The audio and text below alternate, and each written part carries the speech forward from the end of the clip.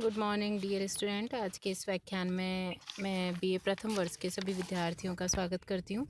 विद्यार्थियों, यहाँ पर हम अध्ययन कर रहे हैं नीति शतकम का, और नीति शतकम के 30 श्लोक हम पढ़ चुके हैं और आज के इस व्याख्यान में हम 31वां श्लोक पढ़ेंगे। तो देखिए, 30वें श्लोक में कवि के द्वारा जिक्र करा गया था कि जो नीच कोटि के व्यक्ति होते हैं वो तुच्छ वस्तु से ही संतोष प्राप्त कर लेते हैं और अपनी भूख मिटाने के लिए मलिन कर्म भी कर डालते हैं, परंतु सिंह की तरह मानी व्यक्ति यानी जिनके अंतर्गत स्वभाव स्वाभिमान होता है, जिनके स्वभाव में, वो विपत्तिग्रस्त होने पर भी अपने पौरुष के अनुसार कार्य करते हैं और सम्मान के साथ जीविका का निर्वाह करते हैं।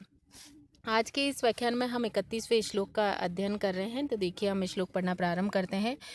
लांगूल चालम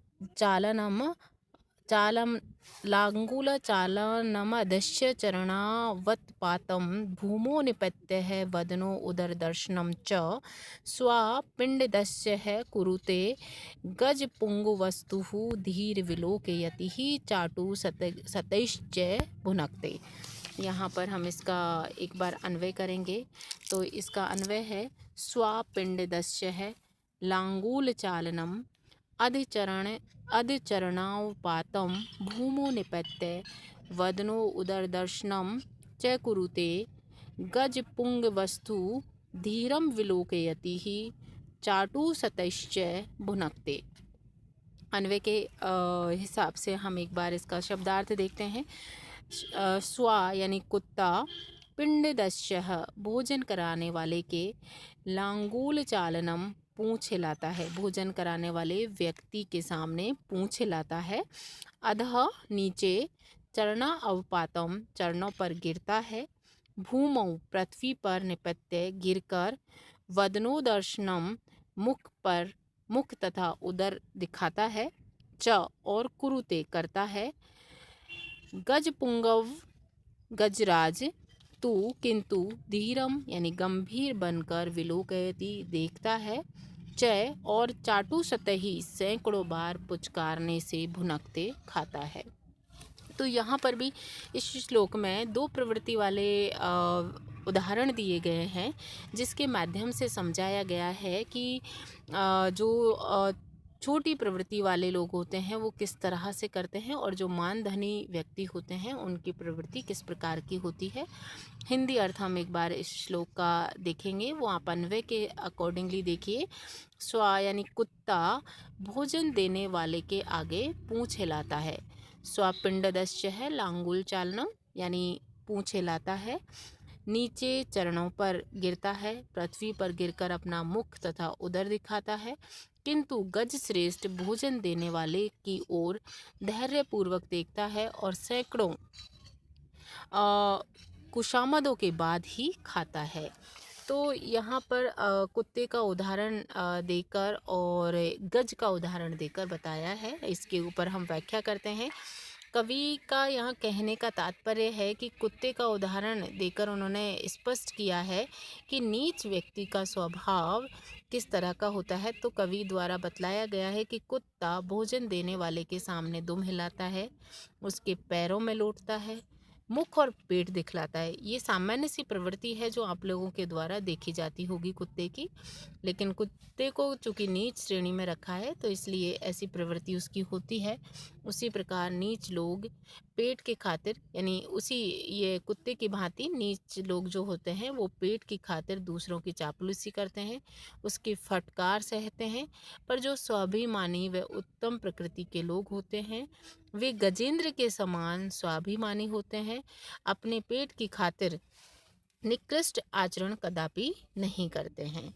तो दो प्रकार की प्रवृत्तियां हमने इस श्लोक में देखी। इसमें छंद वसंत लिखा है और अलंकार स्वभावोक्ति है, ये इसका अर्थ है। और नेक्स्ट हम श्लोक देखते हैं 32वां।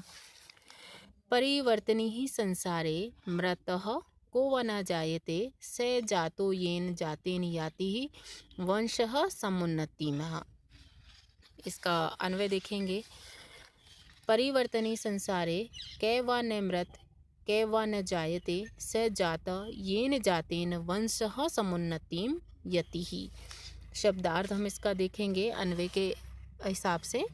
परिवर्तनी से तात्पर्य है परिवर्तनशील संसारे यानी संसार में, यानी जो परिवर्तनशील संसार है उसमें का यानी कौन, वानामृतः नहीं मरा, कैवा कैवा अथवा कौन, न जायते उत्पन्न नहीं होता, स जातः वही उत्पन्न हुआ है, ये न जातेन जिसके उत्पन्न होने से, वंशः यानी कुल, समुन्नति ही उन्नति को याति यानी प्राप्त होता है।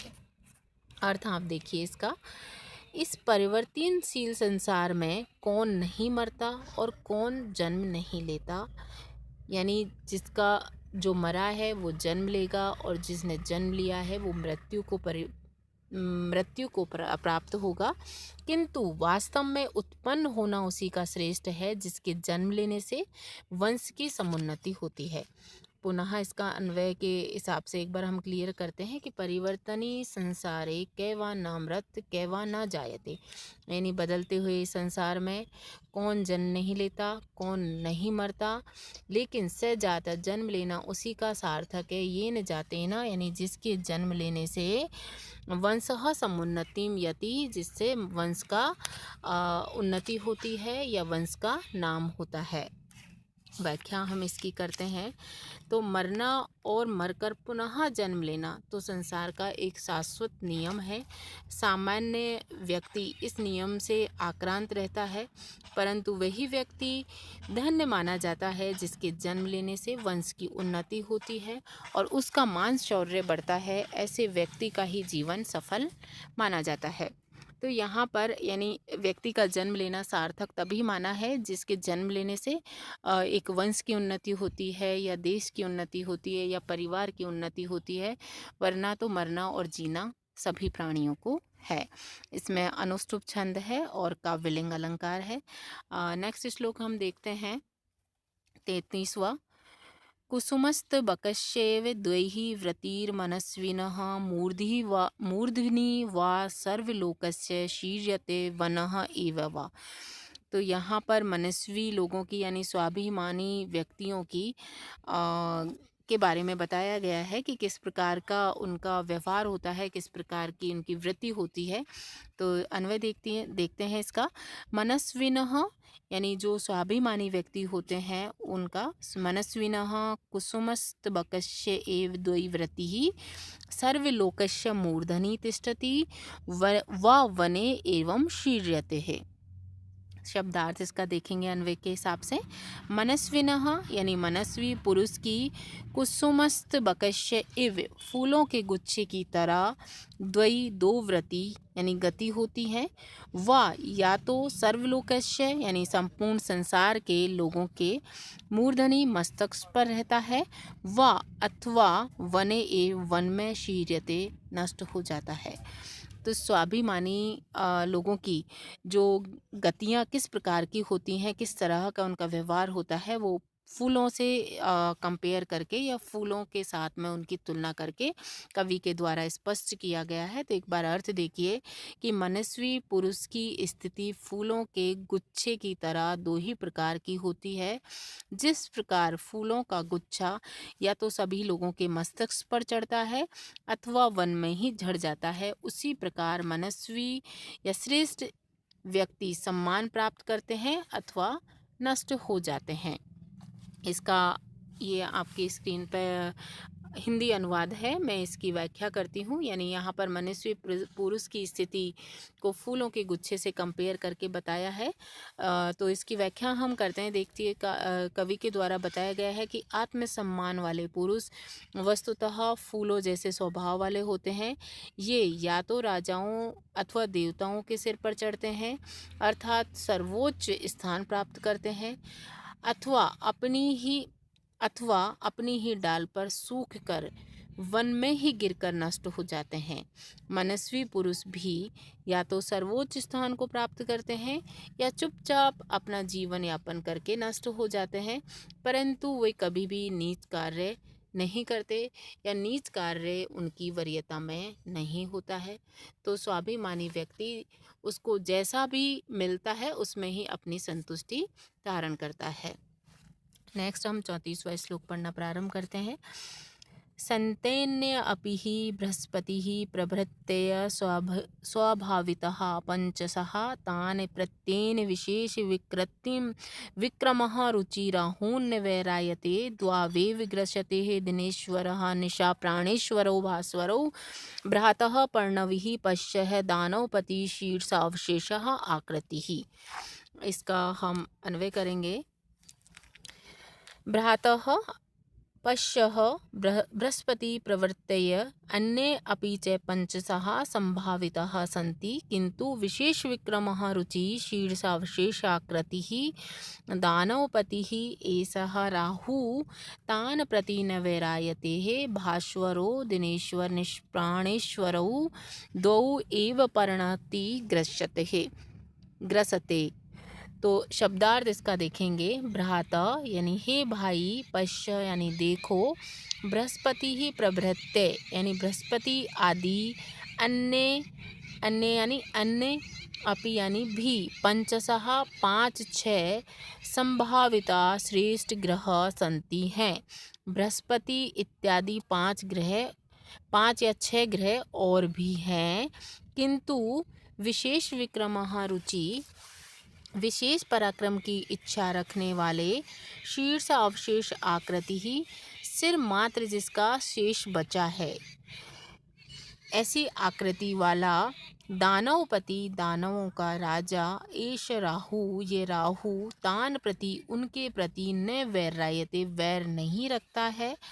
भास्वरहु यानी चमकने वाले, दो दिनेश्वर निशा प्राणेश्वरों यानी सूर्य और चंद्रमा को, एव ही पर्णवी पर्व यानी अमावस्या या पूर्णिमा में ग्रसता है।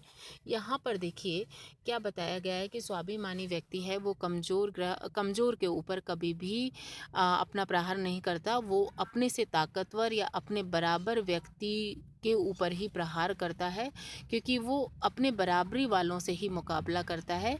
इसी चीज़ का उदाहरण देकर कवि यहाँ ये समझाना चाहते हैं कि जैसे राहु जो दानवों का ग्रह माना जाता है, जो पूरा ग्रह भी नहीं है, जिसका ऐसा माना जाता है कि शीर्ष मात्र ही शेष रह गया है, तो ऐसा जो ग्रह जिसका केवल सिर मात्र शेष रह गया है, वो ग्रह भी चंद्रमा और सूरज के ऊपर प्रहार करता है, क्योंकि वो 2 चमकदार बड़े ग्रह हैं। और उस समय प्रहार करता है जब चंद्रमा और पूर्णिमा पूरे अपने पर्व में होते हैं, यानी पूर्ण विकसित होते हैं। और अन्य जो ग्रह हैं 5-6, उनके ऊपर प्रहार नहीं करता है। तो यानी वो किसी बुरी परिस्थिति में कमज़ोर के ऊपर स्वाभिमानी व्यक्ति प्रहार नहीं करते हैं। इस चीज़ को कवि ने इसमें स्पष्ट करा है।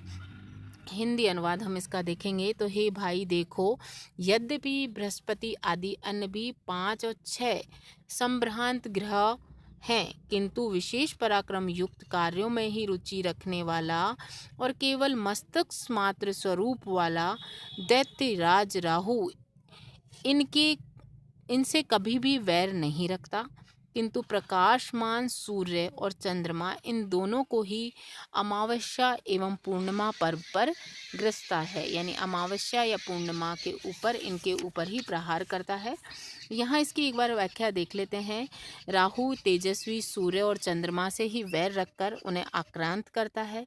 इसी प्रकार शक्तिशाली वीर पुरुष अपने समान पराक्रमी लोगों से वैर रखते हैं। वो कमज़ोर के ऊपर वार नहीं करते हैं। वे अपने से कम तेजस्वी एवं दुर्बल जनों से कदापि वैर नहीं रखते। मानी जनों का यह एक सहज स्वभाव ही होता है कि वो कमज़ोर के ऊपर प्रहार नहीं करते हैं। तो ये सारा जो जिक्र है स्वाभिमानी व्यक्ति के स्वभाव के ऊपर जो कवि ने करा है, वो राहु का उदाहरण देकर इस श्लोक में स्पष्ट करा है। इस श्लोक में शार्दूल विक्रीणतम छंद है और अप्रस्तुत प्रशंसा अलंकार है। आज के इस व्याख्यान में हम इतना ही अध्ययन करेंगे। धन्यवाद।